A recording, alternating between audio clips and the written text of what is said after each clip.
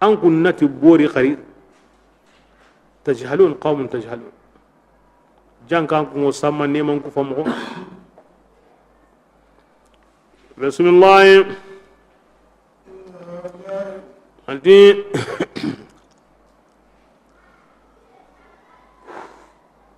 kubi hay boy batan kubi hage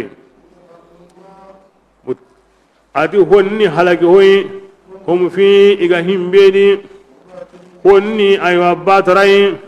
iganya igo kengollini bori ni halaki ho abatana halaki ho bori batara abatiye batara bismillah ati dangani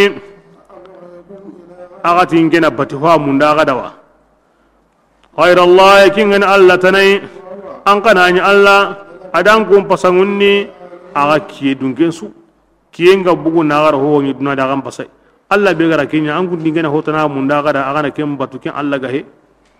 يعني أن الله كويني الله تيمبالينغا تي نيما نوني أنا نيما بينيا غدا سيدا فرعون هلاكي أو كنتو كين نيما بي allati an kun yan pasu lenki kiyengo bakana ta ko sukita aramare mi an kun yan pasai ko na kenya gara Allah kini ne man yugo bismillah qasimmi birambe ogutunga ngara kisinni gelle fir'auna dungonunga inya ga temundini yanga kata yam pokotenga aw gillai iwo karindini agare nyugunga iwo togondini agare nyagarunga ati nema do jarabiyo ku komponu de kikisinde wal ma kiyangan qata gillaga kamanga de azim ken qorinya de bala'u nyani in'am wal ma ibtila'u ngadi ibtila'u kin qotambane me bala'u kin na ngure baga allah ko men ngure bakati nema nga koy lengi aga hay nema beedi amakwan amakufa bala'u allah ko men wure baka kati masiban na masiban kinyanga yalli allina nya kammo anga tunan ta girike wa ina musu ina harakanda manna aruranda burana gamundi ke sabuda wa bala'u murini ibtila'u alun ni'am gina gadi wa butila'u kini nanjara biti bunen baane in ibtila'u kaza wa Allah kumu igo mo iwotin akini balawaita dan ibtila'u de woni kini balawaita baro ngana ngo mo be Allah da warin kamba injira bi tay killo ngana angal lungundi aro ngana angan ko yandi aram gandi balaw bidi hobure mbane hosre mbane Allah go serengu ya bakati hoya ken suni balaw inda ibtila'u kin nangure bakati hobure ngakende kin arab kana bismillah ogo tunganda musa nyina tanjike awro nanti kebrenga awa o kitabin kinnai adi suruna batiti kenga tanjike wuro kinga na timme o kitabin kinnai kinnanya adi surun kitabenga ina Allah batuti kenga kinga ni tawreta yo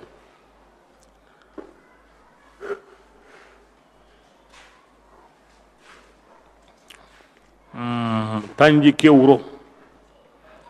awa sumunu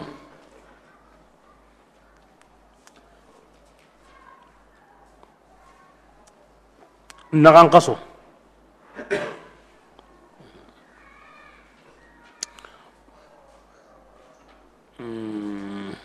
ala wuron ko ama kiyen ko sumen kanyana kiyenye di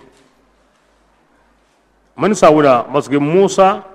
urondo kiye ara suya ara suasumu a uronda kiye ara suasumu nantina uron sumu anta gemme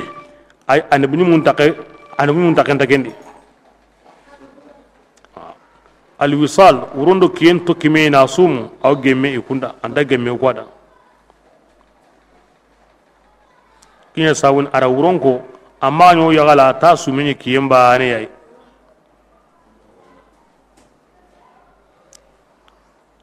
ati insiru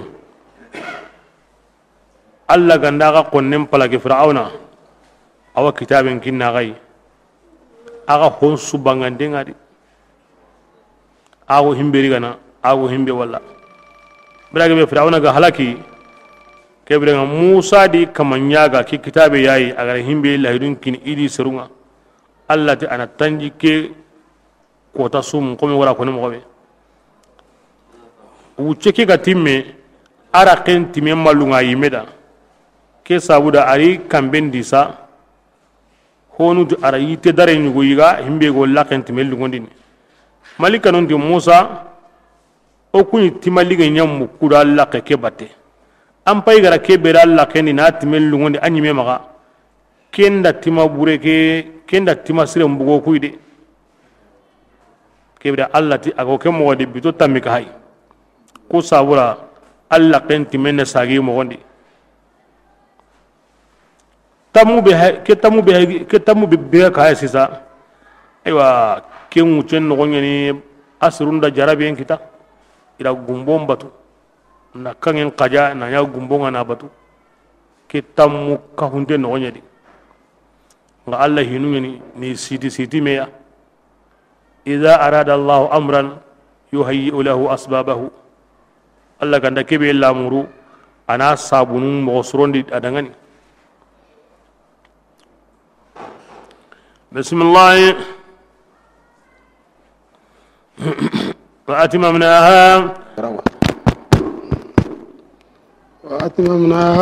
okutunganda aywa atimani titamui na kengutu salli banan qasondi fatamma miqatu rabbi kebiranga waqti bego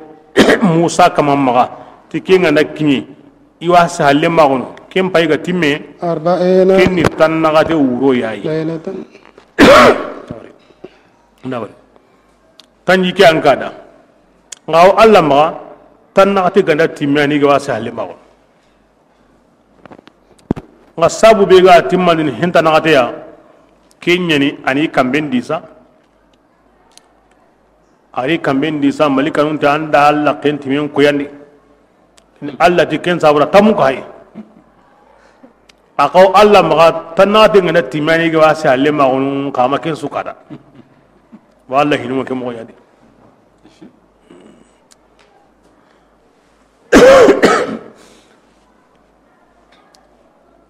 nabillah adam ala kya ko musa da musa gata da anda hiki yoyi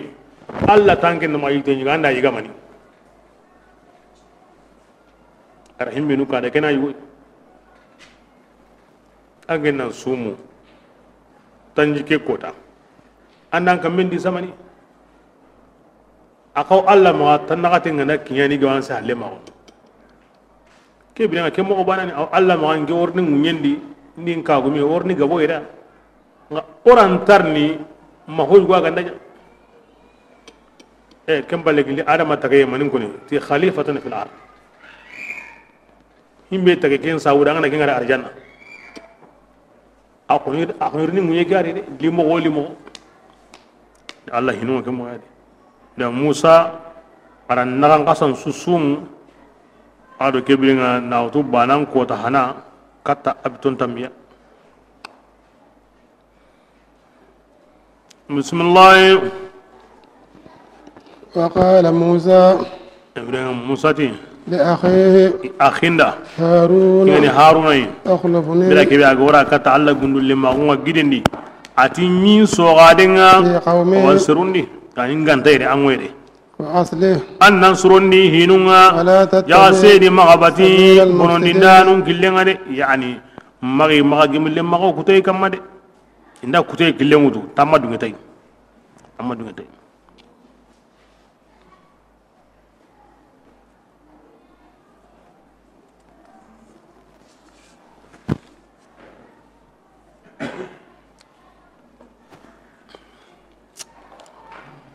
بسم الله ولما أتي بأمبي جاء موسى غريب ميقاتنا أكو وقت دعاني وقت بيجا هو مغاسسة كم بيجي كنيا أرين نجيبو تكينا وكلمه ربه موسى كمان دا سهل معه قال نعم بوهدي على الله دعامين مودي بعدين سويا أترون بان كهناي على الله دعامين مو حرفه Allah digambi harafu he tarom banen tamuko anta bakando bambane naka Allah digamen ni Allah ma ankutunyi yani arab kashfin ya Musa da na isihe mugu kin balle Allah subhanahu wa ta'ala daiman asihina Allah ta ko asihina watu agara Allah kutu kuma agara kuni mowe wakati biye ga winki Allah magana de kin pada ganda kin Musa win si hakanen mukude kin pakati yawo timene nange modi kiti hitanga de kotai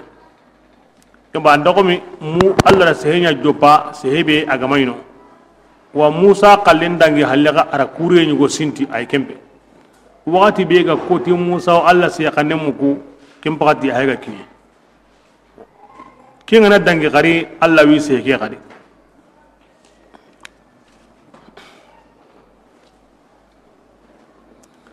Allah digamen ni Allah magan kutunyi Allah digamen biti taga hoyde Allah digib se Allah magan kutunyi ni taga hoye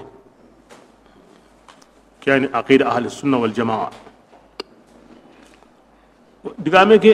allungo Musa di kinya sabun qala Musa di rabbi ya kama arni kembiren andu koyinga انظر nan kata haynini kata nyime ke digame lisa قال Allah ti Musa dangane تراني Allah ta katinge walli de ولكن nan to dunari Allah tingalli Allah gati lan lan tarani amati lan ura amati ngenta walli de kingure Allah walli iko masurum maka ora kem mo ngona dangi tagabe an kinyaran tingalli nan to dunadi bismillah ولكن wala ke inya nange mut alam sangota yayi anya arafa kotanga ara sahalle maw na tawrata kine ay lankara juma kinge muti banan kotay banan kota me okuma ka ke ngure ni kota qoru be go ma har lenki ligan ni yani kota qoru arafa kotanu banan kotanu ashura kotanu kota qoru ni ligan ni Allah wi ki qoru ni ni gemnuti kotanu ku kota qoru yayi ibla ndi kotan sumbana ken koni la ilaha illallah kingo koy angote di hisiru sumbana Allah hi qore ikom qorunda agama gemu arafan kotanga walla mini bana walla Allah yambana kotanga wal mangi ashura kotanga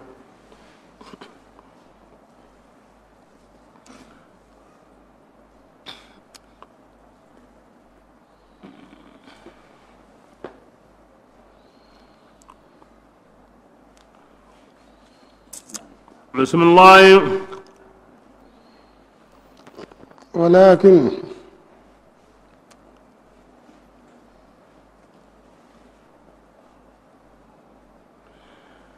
سوني أنا ولي موسى غير الله نياغا أنسي إنا وري كم ورني الله غير يمبتي محاليا أغراس يا كنمو هجاب بيغا بوغنا أندل ما دكان هجاب مبكا يا غين خاني أروا ولي muhali gandai Musa mai Allah nya ganai ga Allah ta da arantar nya nan to yire kiswa ko ko o mana man ko ni mu'tazilan no murji anun ti Allah ta walli mi mutlaqan an tawalli na dan tawalli lagra wala ko diga mi ke an tadde min la fi sunna wala fi kitabi qur'an ayatun tadi mana Allah faran kam tadi Allah wallikum mumma islam nu ma laghra mutlaqan digam wul taken sir suma ma ganta al mu'tazila wal murji'a wa hakada muhalin ndai musa tanya kana bismillah ولكن qasa musa annam bayni katagringa wodni kidan min tanazzulat al haqq li musa Allah subhanahu wa ta'ala brinjunwa abi du yankandini komunda nan gemuti am pakre mogonga na moganda bo ken kemme nyugay min tanazzulat al haqq li musa sallallahu alaihi wasallam ma gawtina da nka enzuri an wahayndini ila al jabal katagidinga na butemura aha ngati ayawa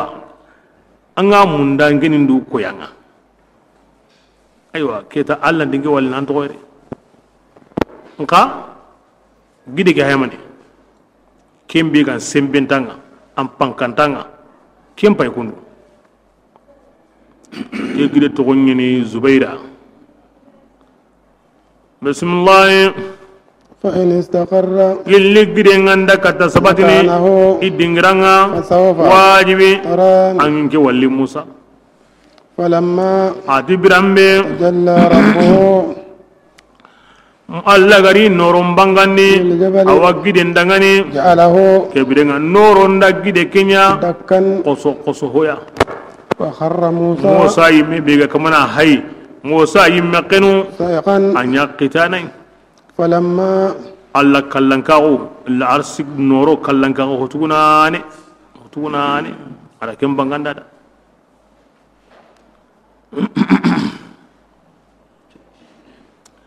ada kam pakke bugundi ala riwayatin honunati gumbon nugunen boten pakke me honunati misellem boten me honunati dirhami bane me ada ken nora bangandi gide geda gilli arshi noronga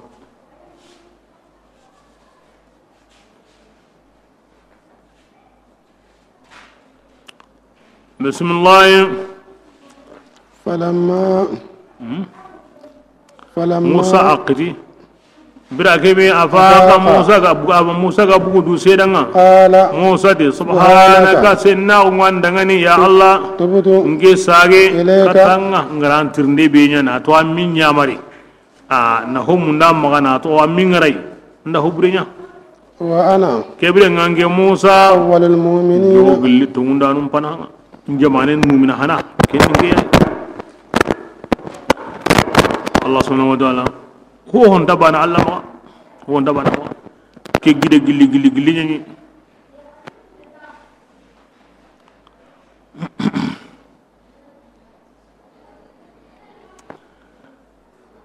akare na mayanga inati gide ke mo xesanu ne ke gide abore gidu tumiyay sikolli Madina uhudi ado rawqan ado radwa sikondiga Makka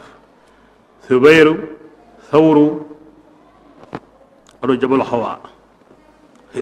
Hira kuski ko sagu mo ke konni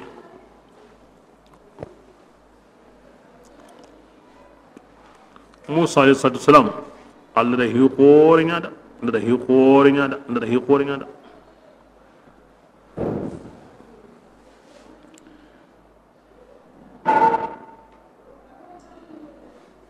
ay mesenu ni gira mun senundi asumun tinyani ari toro sinaa alla da tabule qore liti nan no qunsu qufari gidem bangeo bange kilom tamido hillo ado bange su na shaytan qata bakka gidem bange suya ado hogo taga hotoron kinginda nan do bununda na hari annagam ne awa malika no hilli be go do Musa bate i maro do Musa bate re ara kamun bo wada ara kamun malikanun suwari hogo kamundi mawala arsi walli khurain kamma alla da Musa tintondi magos qalbin qannem muku wala hankama alla da Musa se halemaw anya jibrilu jondi jibrilu ma alla dan ke sehemu Musa sehebe alla gara kanu Musa namu malika jibrilu amamu dubra ke daron taw ado ke digal linge ke sabra alla nyaga ngamunda na nyime wari on himbe ga dangaro alla na alla ha gara kemma an kutoda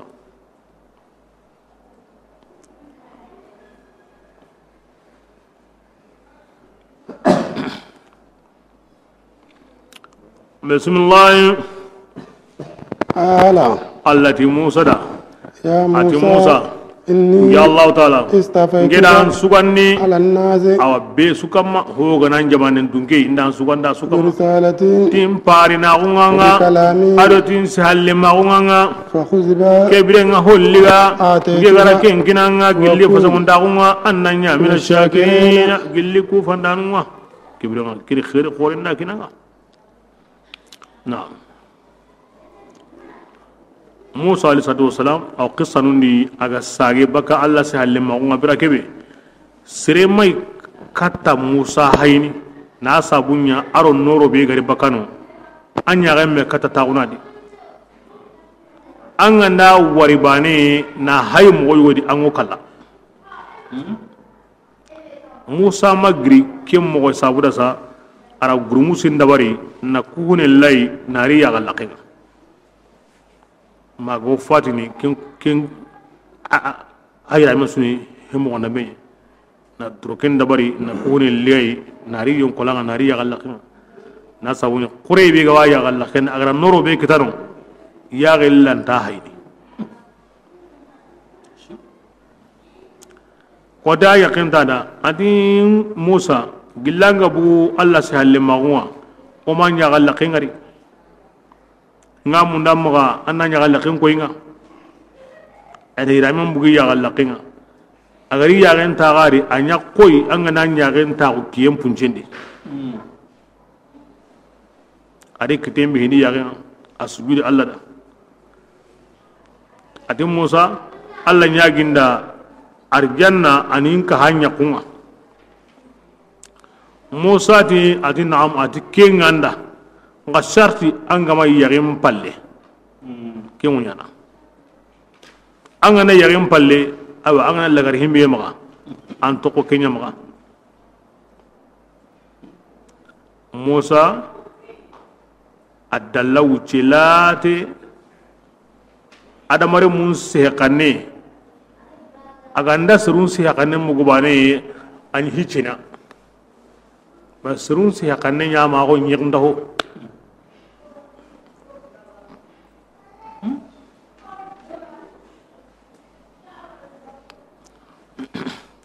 yo Musa hay gara kebe ko ni ti yagare ti awu yagani ken lagare ni bo kini Musa shari'a ni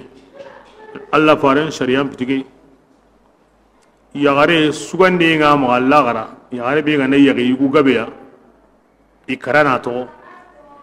sugande nga ma isunna me arjanna sugande nga ma himina lungara ato ke ma akina no benu ga kara isuga na menyino ida yime suga ndenga ma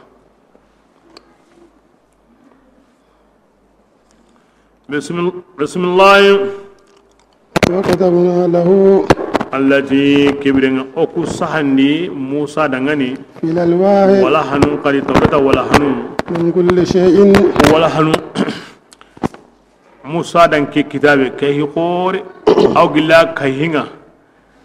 wala hanun sahantin yankini wala hanu ko tago homa sahade lani yana Allah asaita Allah mai lani yin al Allah sai kanen mugo tago homa kin yanda ide ay mana Allah sai kanen mu atawratan wala hanu asukin do me asu tago homa sahade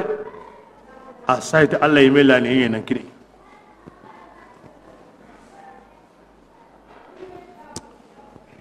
bismillah min kulli shay'in alti o sahanda de gilli honsuya maw'izatan kengani wajun denga ado bangandin denga kulli shay'in. honsuda honsu wajun den suwadi bangandin den suwadi halalen suwadi haramin suwadi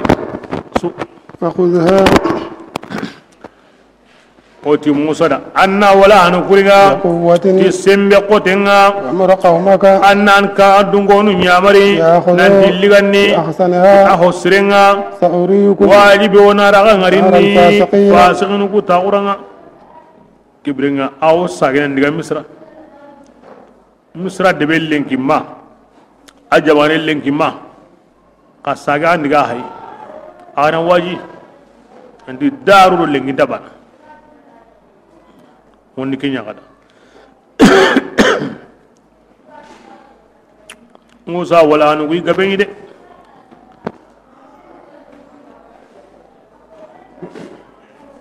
aw gemme tanyere nyugo melike tawrat angana su ko me tanyere ugunu like tanyere nyugo melike gemme genye a juzu ubane ana tan na kara sine bane no nyini ke abun sabun sere suma kata durusini ba ganda soro nakati musa yimme yusha ibn nun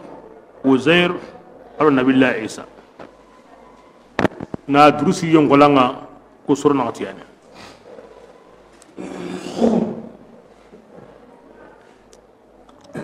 nga hasana wotini kendi tawta de angana ayaba na qara qur'ana di kim baraje ada nganda wujine aya qara tawreta di aswamba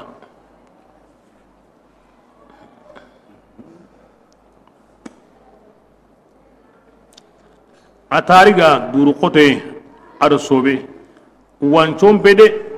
dugundem pede ara kinya ko adama Allah sallallahu alaihi wasallam akendo taga honda bana horiwo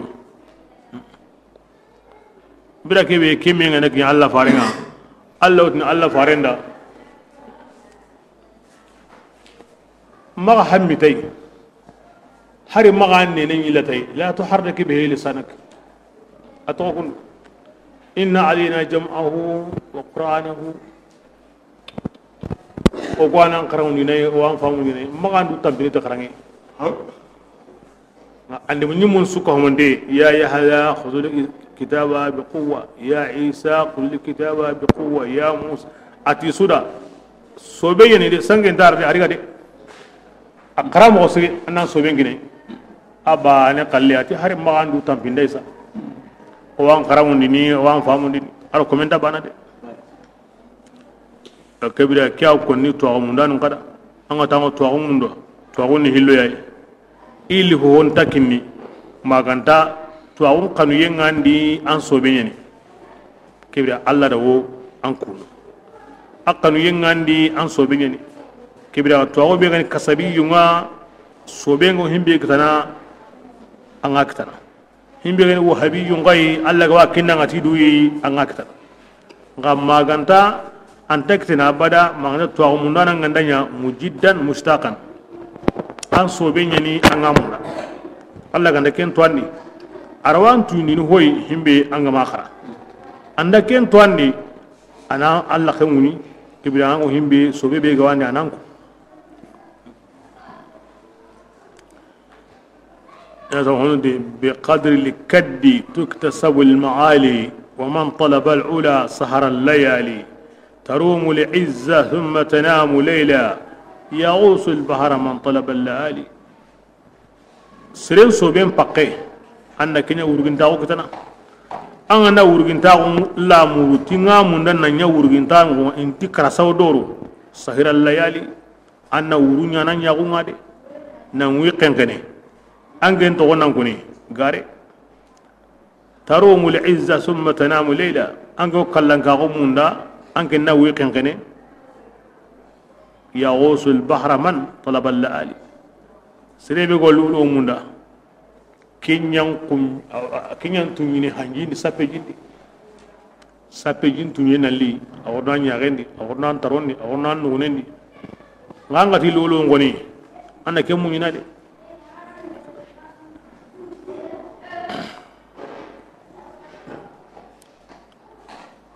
بننتي فجد بالروح والدنيا خليلي كذا الأوطان كي تدرك سناه تانغ تامو تواغول لغي مندونو أكم ملقي كبير أنا نيونكي لا رقينا ناندونا بنسو جموندي تانغ نكينيا نانكهو أمبا وانكانا رادا كبيرنا تواغون كبيرا أنه كتادي an yunkin gemundai na anduna bin gemundai na ampawan kan gemundai ya samun tuwako nan an ganda iti tanganda andu sukinai awi yugo kinna an ganda andu sukinai kinda awi yugo kinna to awu Allah ma awa kin serenga tiduya awa ma an sobenya na ka asukoni malla garatu to awu bingan sobenga an to awu munda Allah farinya mu'jizani na kine kundunga na kara magandu toro ime bismillah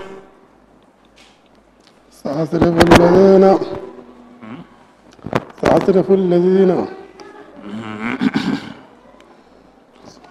ati akida illigandi bi ahsaniha ahusri ken hogure ngaliwa ay awrin al ahwat kimbe ga ngorun katinta ina kingutu diga mu hilligandari anga na himbe nya asugo ken no gonde kimbe na ken dabari diga mu hillidi anga na himbe nya asugo ken no gonde ken dabari ni to al ahwat masalan tambo tuye mo gemme ngaya haynya sireni kimbe ya he tabani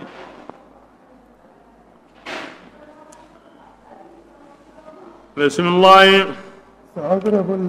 واجب ويم لنا باكان جي آيان تغسيم مغنيني ونغيدو قرندني مجني غير الحق وإن يروا كمان غندا ورندي آية آية لا يؤمنوا انت رتوندي تكن آية دي الله كمسرو وفي كل آية وفي كل شيء له آية تدل على أنه الواحد الله كمسرو مغا هو سيقي iya ingo sakai iwatu nukendi Allah ni bani iwatu nukendi lani mo Allah ngaddu ndarum takentu de serebe ga yidu hum Allah kuma kan ka gonda kenta kengalli anta wajini bismillah wa in yaraw adi dundarum ngandangarindi ila rusdi awakil awakanda ikillenga inta kanda ikillengana awallo killeya وإن يروا سبيل الغي سبيلا ذلك أصابوا يعني كونا إيجارم كدوم توكو أيانما إنيا مونغاني أيا بكو أيانما والذين يمو بينو إيجارم كدوم توكو أيانما أدول لا غرق ملما هما والسريم براجين سبونو هل يجزون يا دونادي خيرين جاني خاتي سوني صداقان دي لا غرا كوتا براجين تاي بسم الله هل يجزون اومي براج هل يجزون ايمي براجي هو سويا ما هم براجين بيكانو ايغانيا يغني كولين يقولين براجين كني ادي كاهرا صدق الله العظيم انو غوني صاوي الروكاندا انو سيني بيغا سيني بينغولوما janna kinoy sunu suronni no ya Allah kum sri no ya faran kanana sri no ya karlen sri no ya meda waga sri na qawo surun kinoya arno suka hontenku arno kasindi arno tanga arno warja arno gida na batin no da na riga adwa nun jabi sun qasun timam wasren kinoy waren promo اللهم صل على محمد وعلى ال محمد سبحان ربك رب العزة عما يصفون وسلام على رب العالمين.